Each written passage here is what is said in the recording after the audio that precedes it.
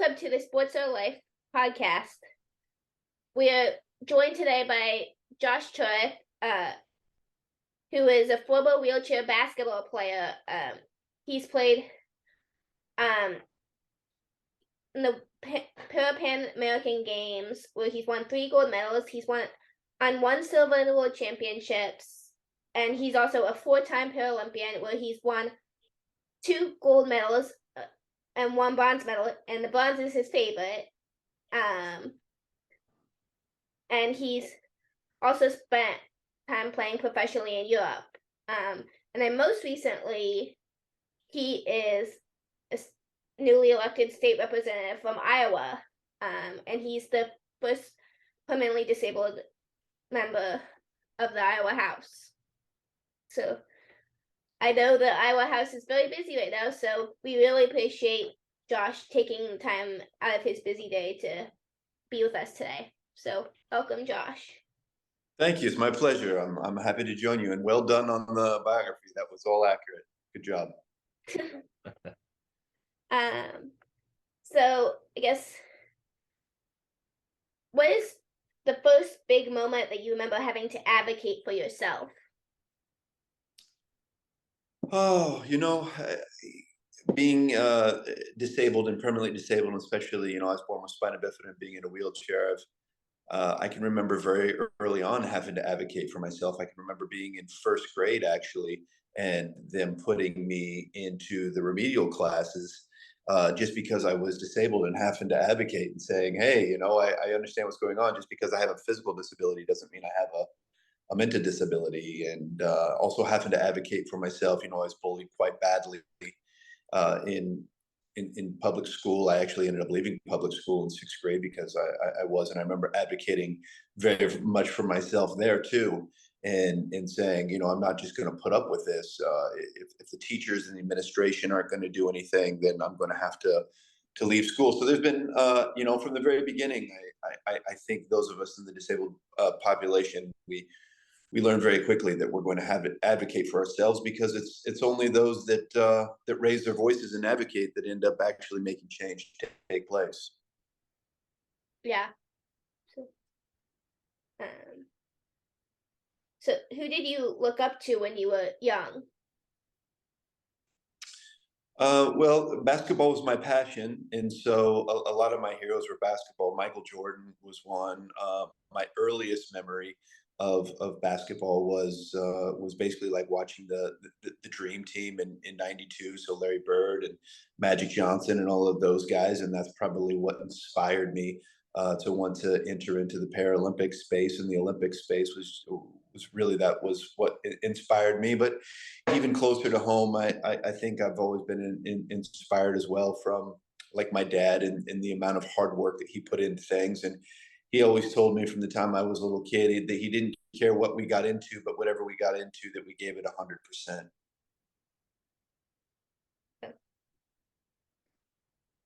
We have some Bulls memorabilia around us. Awesome. We like Michael Jordan fans. Yeah. What is at on the top of your mind in regards to advocating for people with disabilities? Well, at the moment, in the space that I'm in, it's being the first permanently disabled member of the Iowa House. Probably the reason why I ran for this position was because we basically had an entire segment of the population, at least 15% of the population, are individuals with disabilities, and to be able to give this group of a voice and representation. And so what I'm trying to do is make change at a macro level, and make sure that the issues that we're having is the disabled population and community are being addressed, right? And we have a voice in advocacy for real macro level change, which to me, the only place that can take place is at the government level. So that's what I'm trying to do. And a lot of the bills that I've put forward are with that in mind, specifically related to the issues being that need to be addressed for us in the disabled population. Yeah, Josh, I was just wondering, there you have so many accomplishments in as a para athlete. Is there any of them that stand out most to you? So any of the like any, I'm not sure I understand your question. Well, I'm sorry. I meant to. Which ones are your? Which one are you?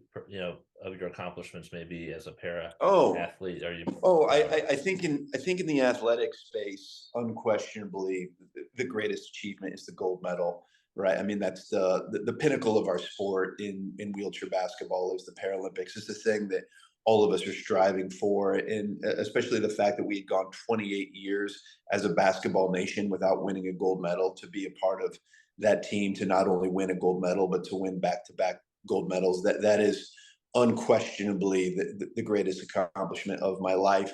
And certainly bar none in the sports arena.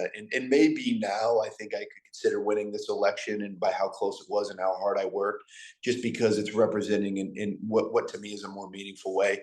Maybe being the first permanently disabled of the Iowa House is on par with that. But yeah, anyone that's won a gold medal in the Olympics or the Paralympics, I think without a doubt will tell you that that's the greatest accomplishment of their life and the greatest memory of competing in sports for me.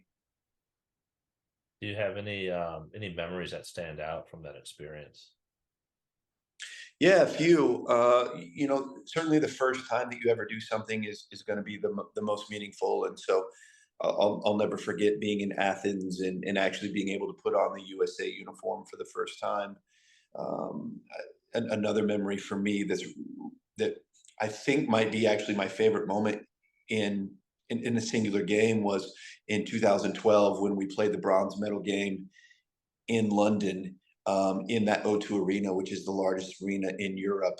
And the entire arena just being absolutely packed, 20,000 Brits singing "God Save the Queen," and for us to win that game. And I played particularly well in that game. I think I had 20 points or something like that, and then to win my very first medal. And for me, that was a really long journey. I made my first Paralympic team straight out of college, but then a lot of people don't know, because all the accolades I've won.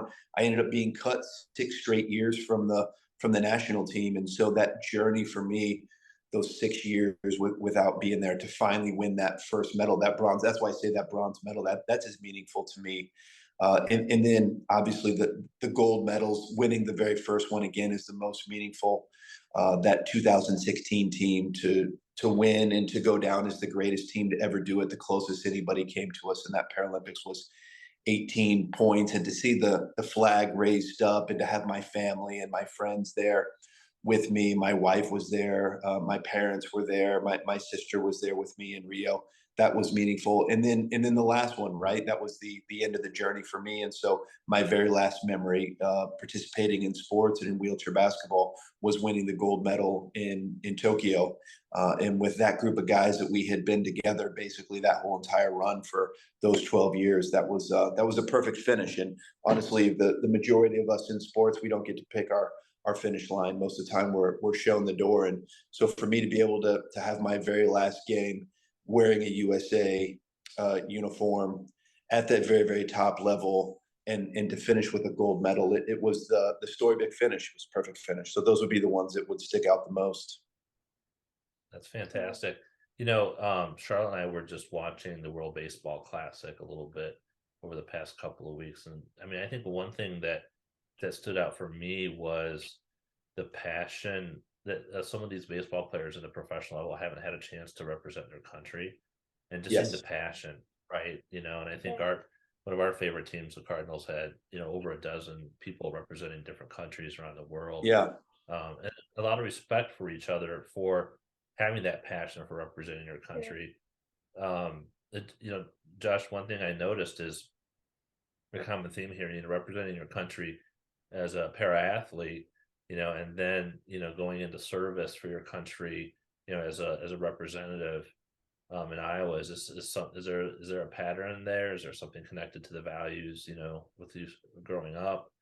Um, yeah, just I, curious. well, to a large degree, it's patriotism, right? And and it's trying to do something larger than yourself, and that is, as you alluded to in your comments, I think the exact same thing.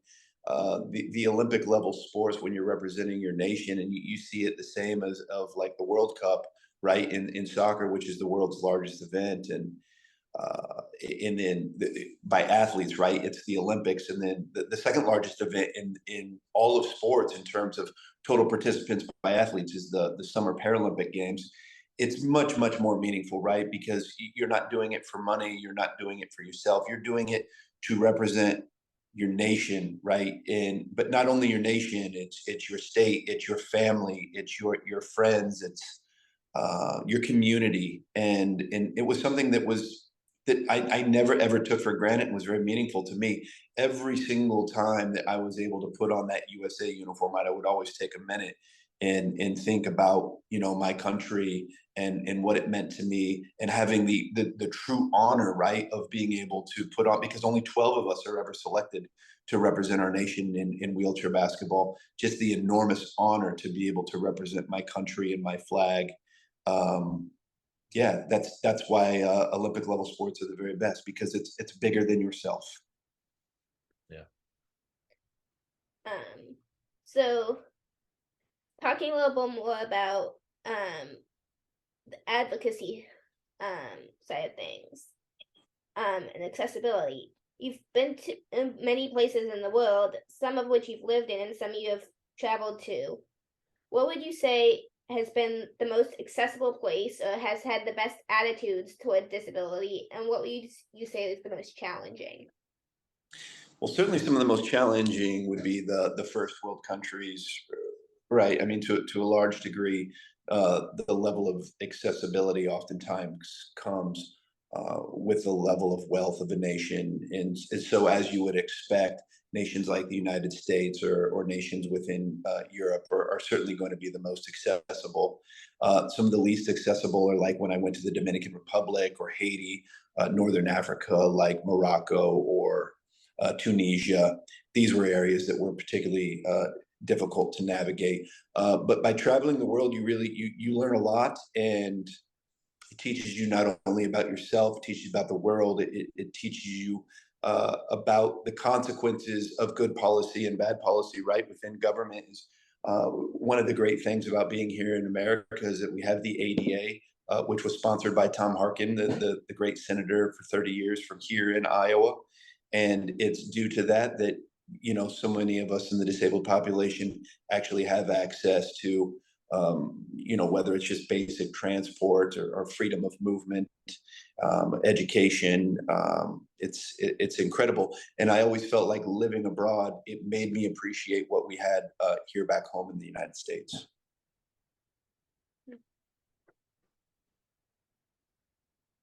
Um, you were the first permanently disabled state rep in Iowa. Have you faced any accessibility challenges around the Capitol building and/or the office buildings? If you Yeah. have, how have you dealt with those challenges? Yes, well, sadly, because there had never been a permanently disabled member of the Iowa House, and there certainly had never been a representative on either the Senate or the House side that had ever been a permanent wheelchair user. Sadly, even though we were 30 years post American with Disabilities Act, the Capitol was not accessible. And so they've had to build a ramp for me in there. They've added a bunch of automatic door openers. And so I can very proudly say now that no, I don't have any issues navigating the Iowa Capitol, but that is all very recent. But it's also something that I'm very proud of, right? That progress doesn't always come immediately. Sometimes it's challenging and sometimes it's difficult. But one thing that gives me an enormous amount of pride is every single time now, and this has happened on multiple occasions, whether it's children or whether it's, you know, older individuals that come through, wounded veterans, as we had in the Capitol. Now they're able to navigate the Capitol completely. They're able to go through the House chamber. They're able to go down into the well. And every time I see a member of the disabled population using the ramp, it fills me with an enormous amount of pride, because again, change is not easy. Progress is not easy. It's hard to come by. And something just as meaningful as that, right? Just being able to have access to the building also being able to inspire young kids, disabled kids, as they come through there, seeing somebody with a visible disability in there, knowing that there's no glass ceiling for them, that they can achieve any goal, that they can do whatever they want. It doesn't have to be even in adaptive sports. That they could be a representative, they could be a senator, they could be a congressman, a mayor, a governor, they could be president of the United States. There is no glass ceiling for them. That's something that's really meaningful to me, that I'm inspiring these individuals. Yeah. What has the reception from your colleagues in the House been like, having with you being permanently disabled, and are they kind about it? Have It's you been had incredibly, it's been incredibly criticism? positive, all of it, from both sides of the aisle. It's been bipartisan support, and I think, regardless, even if people don't agree with me completely on my politics from across the aisle, I think they recognize that it was well past time for us to have a voice representing the disabled population and the 15% of us that are in the disabled community. That it's outrageous for that amount of that group to have no voice and no representation. So no, it's been absolutely uniformly positive. And the great thing is, within the Iowa House, and I'm not sure it takes place in Washington, is that even though we disagree on policy and we can have big debates, and sometimes those debates get heated, there's an enormous amount of respect amongst all of us in that space, and I'm very grateful for that. So I've been very well received, uniformly positive. Yeah, That's I think good. that's terrific. I mean, I know Charlotte just I did participate once in the Teal on the Hill effort, and I know you have talked to, Yeah. and people from the Spina Bifida Association have talked to people from both sides of the aisle. Yeah. And there has always been a lot of support, which is fantastic. And I think, Yeah. we're any place that we can try to get to, common ground is Yeah. a step And positive step forward. I'll also say this, that coming in here, I knew, because I'm in the minority, trifecta, I have realized in a very short period of time that me, especially some of my political beliefs, I'm not going to be able to make enormous change in the current way that everything sits. But I do genuinely believe that there is willingness and opportunity to make change and advancement and progress for those of us in the disabled population, and whether that's access to healthcare, improvements, access to jobs, right? Improving our employment numbers. There is, on both sides of the aisle, bipartisan support for this. And again, I come in there with an immediate credibility with my education level and background, and I have an enormous amount of support. So I'm very excited about that. Right, that in the next year or two, or however long I end up being in the Iowa House, that we're going to be able to actually make tangible, meaningful progress and change for the disabled population, and have a voice for all of us. Yeah. I think you touched on this a little bit, but what inspired you to get into politics, and did you have any previous experience or role models? I had no political experience. I did have some role models, and one of which, as I spoke about before, was Senator Tom Harkin, and knowing that he was the primary sponsor of the American with Disabilities Act. What inspired me to run specifically is, I knew that Tokyo was going to be the end of my basketball career, and I wanted to put myself in the most advantageous spot possible. I'd done a lot of nonprofit work with some organizations, and I had made the decision that I was going to work as an ATP, assisted technology professional, for New Motion, because I wanted to directly be able to use the knowledge that I had and be able to actually assess and provide mobility devices, wheelchairs, and power wheelchairs for the disabled population. I believe that, having seen so many children and adults poorly assessed for equipment, and particularly wheelchairs, I believe that there needed to be somebody with an intimate familiarity with the space to do it. So I ended up getting ATP certified and working with New Motion for about 1.5 or 2 years. I was working out of clinics with muscular dystrophy and ALS, and working with these patients. And I kept seeing over and over and over this denial rate, particularly from the managed care organizations. and it was just egregious. And I started to do a little bit of research, and here these individuals, particularly ALS, Lou Gehrig's disease, these individuals don't have time for denial rates, right? I mean, oftentimes 18 months and they can be passed away. Seeing these individuals have to declare medical bankruptcy, divorce their spouse, get down to their last nickel, thought this is just not right. Did research, and I've come to find out that the denial rates had risen more than 1,000% since Iowa shifted over to the managed care model. And then doing even more research and realizing that we had never had any representation from our community, never had a permanently disabled member. And as opposed to looking around and whining and crying about why and why don't we have any advocacy or self-advocacy, I decided that I would step up at the plate and do it myself. That's the attitude you gotta have sometimes. That's right. That's fantastic. Yeah. Uh, Well, so Josh, the last question is, what's next? What are you thinking about in the future? I'm not sure where the future is going to go, right? I think it's a little bit of a disservice to this job and this position to look any farther forward too far. I can tell you this, that I really am honored and proud.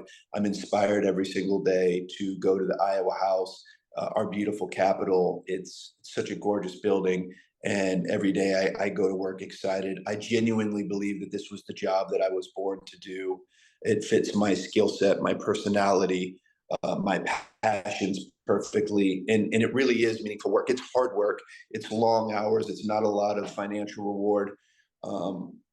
But like I said, it's meaningful work, and it's meaningful to me to be able to represent the disabled population. So in the meantime, I'm going to work as hard as I possibly can to be able to be as effective as a leader and a representative, not only for the disabled population, but for my community, for my constituents, and to try to bring progress and meaningful change to Iowa.